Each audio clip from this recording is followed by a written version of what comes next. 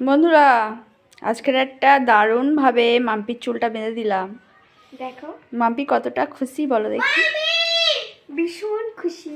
হ্যাঁ, my mother. মাম্পির চুল বাঁধাটা কেমন হয়েছে বন্ধুরা প্লিজ কমেন্ট করে জানাবে। ভালো করে দেখা, দেখতে পাচ্ছি না।